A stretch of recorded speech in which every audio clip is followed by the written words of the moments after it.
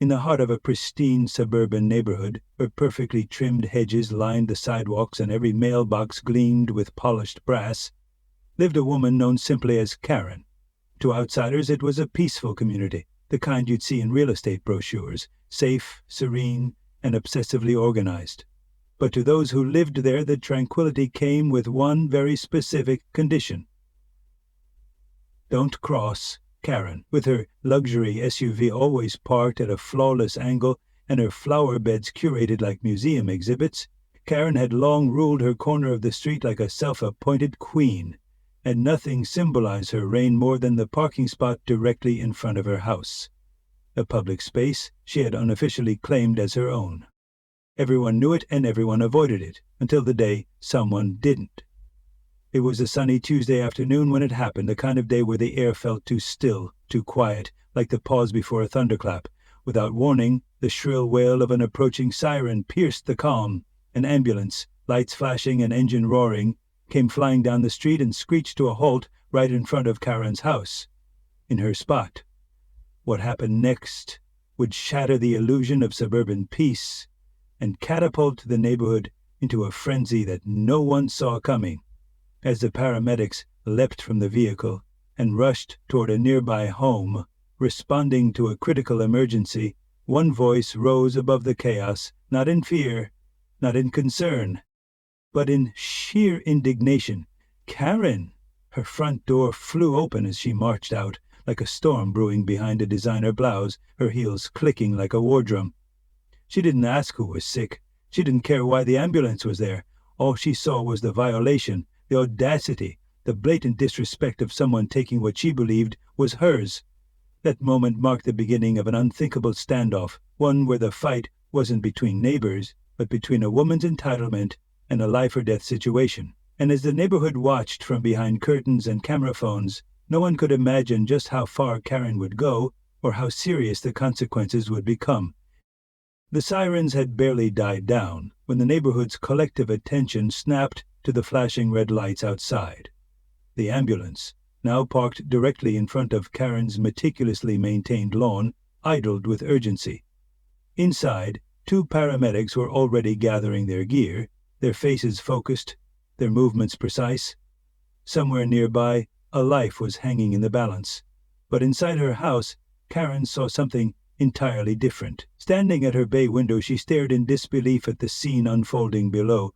Her eyes narrowed as the paramedics stepped onto what she considered sacred ground, her spot, the public curb in front of her home that she had laid claim to long ago through sheer intimidation and passive-aggressive HOA complaints. For years, no one dared park there. Delivery drivers learned quickly. Visitors knew better. But now, this ambulance, this hulking, flashing invader, was parked like it owned the place.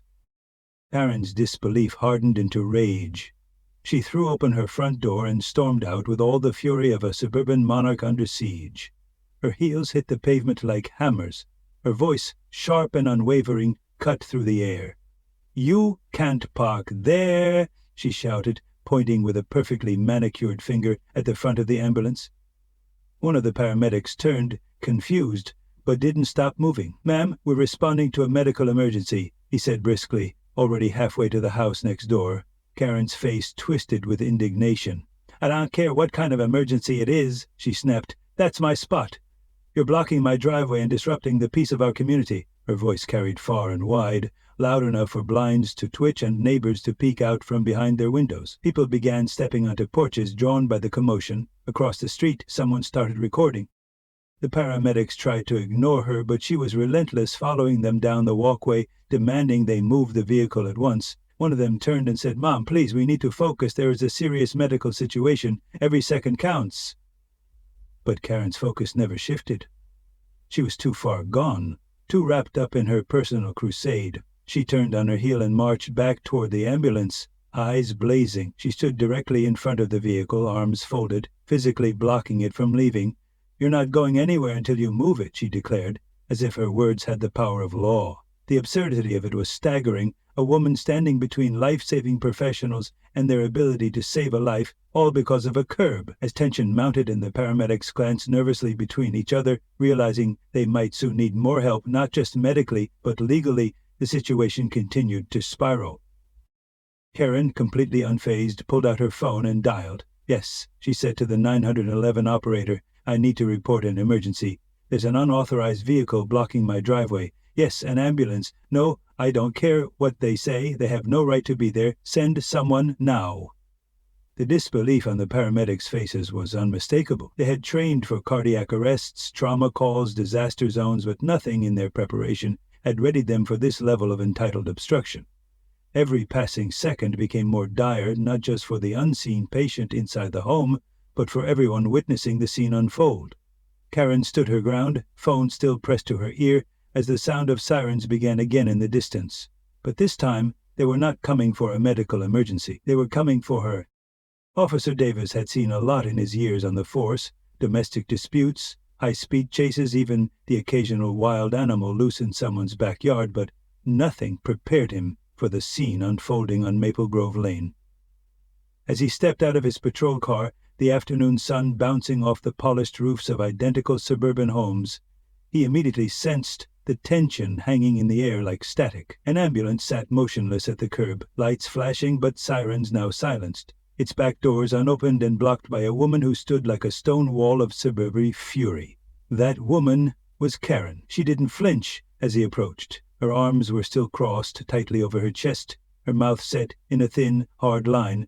Around her, neighbors stood frozen on their lawns or clustered on porches, phones out, recording every moment with a mix of disbelief and grim fascination. Officer Davis turned to the paramedics first, professional instinct kicking in. One of them, the older of the two, looked exhausted and tense. "Officer, we need to get inside the house now. There's a man in critical condition. She won't let us move." Davis nodded, then turned his attention to Karen. "Ma'am," he said evenly, "I need you to step aside. These men are responding to a medical emergency." Karen immediately launched into her rehearsed tirade. "That is my parking spot. They didn't ask. They didn't notify the HOA. They just rolled in here like they own the place. I called 911 to report them. They're disrupting the entire street." Davis blinked, stunned for a split second by the level of entitlement dripping from her voice. "Mum, this isn't about a parking violation. This is about saving someone's life. You're obstructing emergency responders. That is a serious offense." Karen's voice rose. "I don't care what kind of emergency it is. They had no right. They are parked illegally, and I want them removed." She stabbed a finger toward the ambulance, as if commanding a siege weapon. "I called you to do something about this." So, Davis took a slow breath, already weighing his next move. He tried again. "Ma'am, the law gives emergency vehicles the right to park wherever necessary to preserve life. You cannot interfere. If you continue, I will be forced to take further action." Karen's eyes narrowed. "Are you threatening to arrest me? Because I will sue. I will have your badge. I've lived here for 15 years, and I will not be treated like a criminal." Davis looked around, noting the phones aimed at him, the crowd now murmuring. This was not going to end quietly. The paramedics shifted nervously behind him, eager to move forward but wary of pushing past her. Davis's voice hardened. "Step aside, now." But Karen didn't move. Instead, she raised her chin defiantly. "No, not until that ambulance is moved. You don't get to violate my rights." Davis had seen enough. "Ma'am, you are officially obstructing emergency medical personnel. If you do not comply this second, I will place you under arrest." Karen didn't flinch. "Go ahead," she snapped. "Arrest me for defending my property." That's when Davis reached for his radio. "Dispatch, I need backup at Maple Grove Lane. Suspect is actively obstructing emergency services." The words hit Karen like a slap. Her confidence faltered, if only for a moment, but she quickly recovered, doubling down with fury. "You are all insane. You can't do this to me. I know people on the HOA board. I'll have you all fired." Davis took a step closer. "I'm giving you one final warning. Either move now or face legal consequences. This is your last chance." Karen looked around, expecting support from the neighbors, but no one stepped forward. In fact, several had turned away in embarrassment. A few openly shook their heads. One woman across the street whispered loudly, "She's lost it!" Realizing she was alone, Karen let out a frustrated scream. "This is harassment. You're targeting me because I stand up for myself." But even as she said it, Davis could see the cracks forming in her bravado. He removed the handcuffs from his belt. "That's it," he said calmly. "Turn around. You are under arrest for obstruction of emergency services," Karen gasped. "You can't do this. This is my neighborhood. I'm calling my lawyer." But Davis had already taken her by the wrist, gently but firmly pulling her arms behind her back. The click of the handcuffs echoed through the street like a gunshot. The crowd gasped. Some people cheered softly. Others recorded the moment in stunned silence. Karen's face was a portrait of disbelief as Davis walked her toward the squad car, her head jerked side to side as if hoping someone would speak up on her behalf. But no one did. She had crossed a line, and everyone knew it. The paramedics, now finally free to work, rushed into the house with their gear in hand. Time had been lost, how much, they didn't know, but they moved with renewed urgency. Davis stood beside his cruiser, watching Karen as she sat, handcuffed in the back seat, staring blankly ahead. The flashing lights from the ambulance danced across her face. He knew this wouldn't be the end of it. There would be reports, backlash, maybe even lawsuits. But in this moment, he had done what needed to be done. A man's life had hung in the balance, and a woman's sense of entitlement had nearly tipped the scales. As he closed the cruiser door, a neighbor muttered, "Finally, someone did something." And with that, the quiet street that once represented order and civility became the setting of a national conversation, one about selfishness, justice, and the cost of mistaking property lines for moral boundaries. The fallout began almost immediately. Within hours of Karen's arrest, videos recorded by neighbors had made their way onto social media. The footage, raw, unedited, and undeniably damning, showed every second of her meltdown. There she was, shouting at paramedics, standing defiantly in front of the ambulance, calling 911 to report the emergency responders, and finally being handcuffed by Officer Davis while ranting about HOA rules and personal rights. By morning, the hashtag Karen vs. Ambulance was trending across multiple platforms. Local news stations picked up the story first, then regional outlets, and soon national media joined the frenzy. The headlines were brutal. Woman calls cops on paramedics trying to save a life. HOA Karen blocks ambulance over parking spot. Entitled, "Resident Delays Emergency Response, Gets Arrested." Clips from the videos were played on talk shows, dissected in online forums, and turned into memes. Karen became the face of suburban entitlement, a symbol of everything wrong with self-importance and misplaced priorities. And while the internet laughed, the neighborhood itself reeled. The peaceful facade of Maple Grove Lane had cracked wide open. Neighbors who had once tolerated Karen's passive-aggressive behavior, the nasty notes on mailboxes, the HOA complaints about garbage bins left out too long, the public shaming over untrimmed hedges, were now openly outraged. At first, a few residents defended her, suggesting she had simply lost her temper in the heat of the moment. But as more details came out, especially the fact that she had delayed medical care for a man suffering a heart episode, that sympathy vanished. And then came the twist no one saw coming. Mark Thompson, the man whose father had been inside the house needing emergency care, stepped forward. Visibly shaken in interviews, he explained how the delay caused by Karen had nearly cost his father his life. Every second mattered, he said, his voice tight with emotion. They lost critical minutes because she wouldn't move. My father could have died. Mark didn't stop there. He pressed charges against Karen for obstruction of emergency services, and he filed a civil suit for emotional distress and potential medical complications. His attorney, flanked by news reporters, laid out the case in a press conference that was broadcast live. "This is not just about a parking space," he said. "This is about someone who put her personal convenience above human life." The community rallied behind Mark. Residents started an online petition demanding Karen be removed from the HOA board, a position she had long held and abused. Signs went up on lawns: "Emergency access matters, compassion over control, let paramedics work." The pressure grew so intense that the HOA had no choice but to act. They called an emergency meeting, the most attended session in the association's history. Inside the packed community center, emotions ran high. Residents voiced their disgust, fear, and frustration.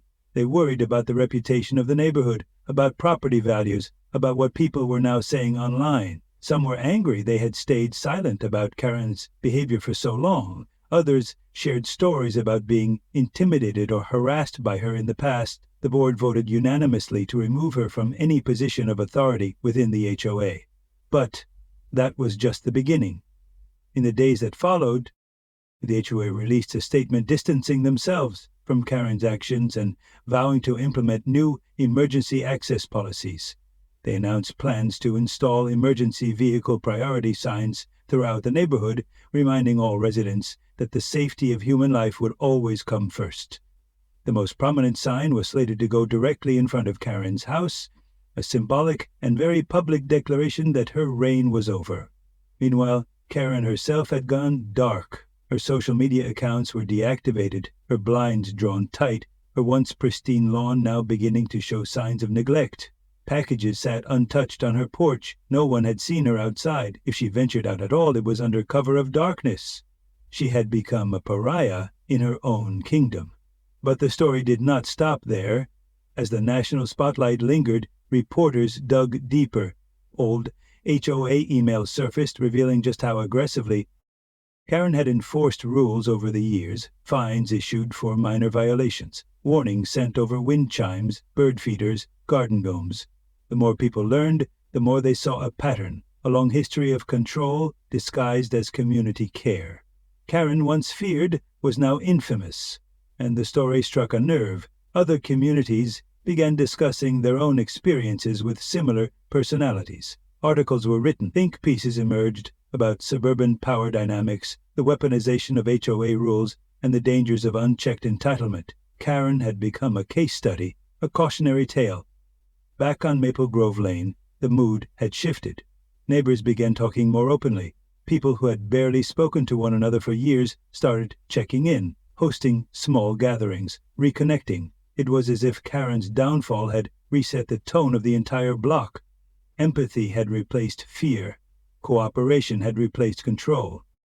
Mark Thompson, once a quiet presence on the street, was now seen as a hero. His stand had sparked change, and though his father was still recovering, the neighborhood stood firmly with him. Even children, once scolded for stepping on Karen's grass, now rode their bikes freely past her house, laughing, unafraid.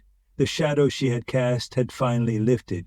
But perhaps the most lasting consequence wasn't the arrest or the lawsuits or the media storm. It was the lesson that in moments of crisis, what matters is not the rules written on paper or the boundaries we draw on asphalt. It's the humanity we show one another.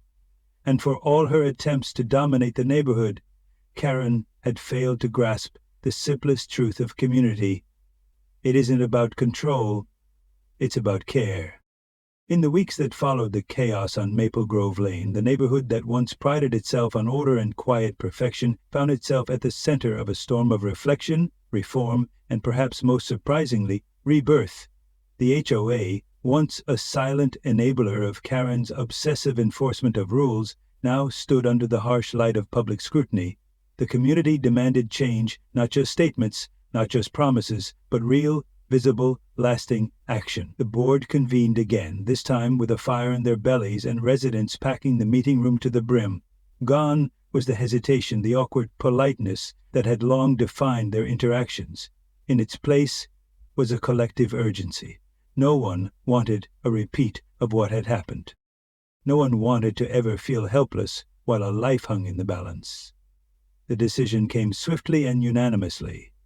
Emergency vehicle priority signs would be installed throughout the entire neighborhood, particularly near tight corners and congested sections of the street where access might be impeded.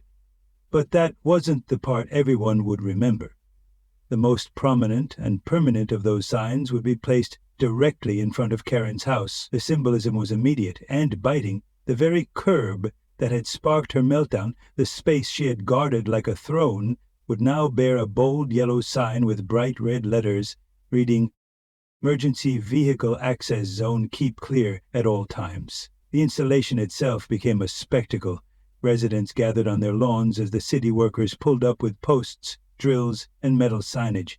Some sipped coffee, others filmed. A few chuckled openly as the sign was bolted into the sidewalk. It was a public act of policy, yes, but it was also a message.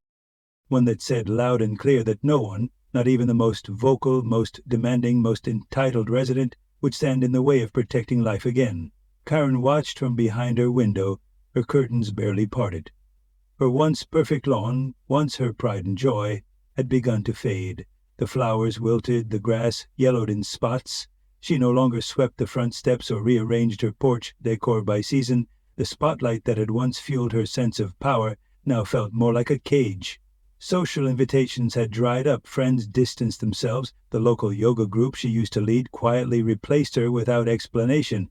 Parents whispered warnings to their kids when walking past her driveway. She had become a cautionary tale in her own neighborhood. Meanwhile, the changes sparked by her behavior began to ripple outward. Nearby communities took note. Other HOA boards started reviewing their own emergency access policies. Local news did a follow-up, highlighting how Maple Grove Lane had responded to controversy with action. Mark Thompson, still navigating his father's recovery, was invited to speak at a town forum about the importance of prioritizing emergency response above personal convenience. He didn't want the attention, but he knew his story had power, and he wanted to use it to make sure no one else had to go through what his family did. The more he spoke, the more the community rallied. A new culture took root in Maple Grove Lane, one built not around strict control, but shared responsibility.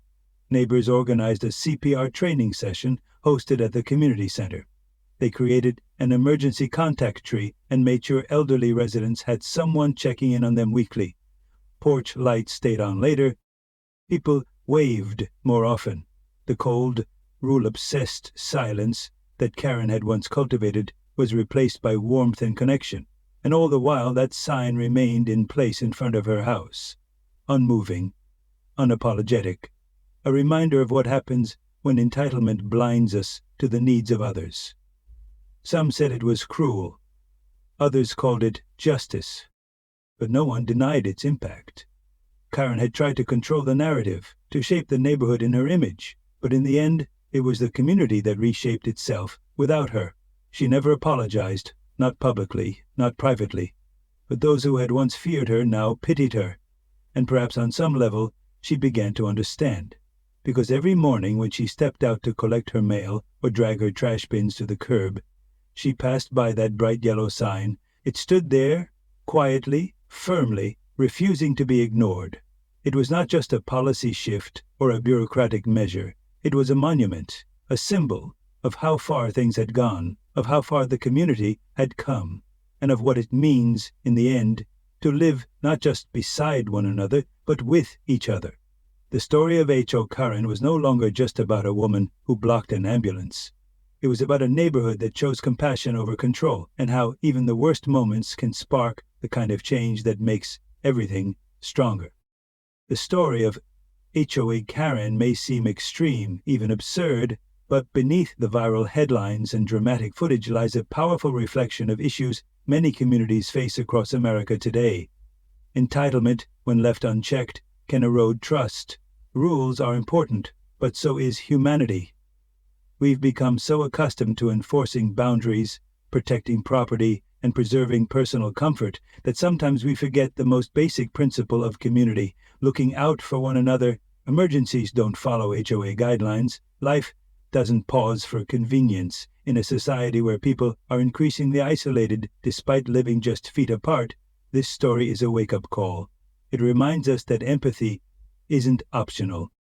It's essential. It means recognizing that your neighbor's crisis might require you to let go of control, even for just a moment. It means choosing kindness over technicalities.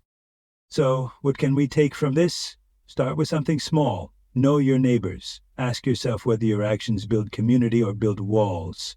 If you're part of an HOA or neighborhood board, push for policies that prioritize life and well-being over property lines. And most importantly, remember that doing the right thing isn't always comfortable, but it's always worth it. Now we want to hear from you. Have you ever witnessed or experienced a moment where someone's entitlement got in the way of doing the right thing?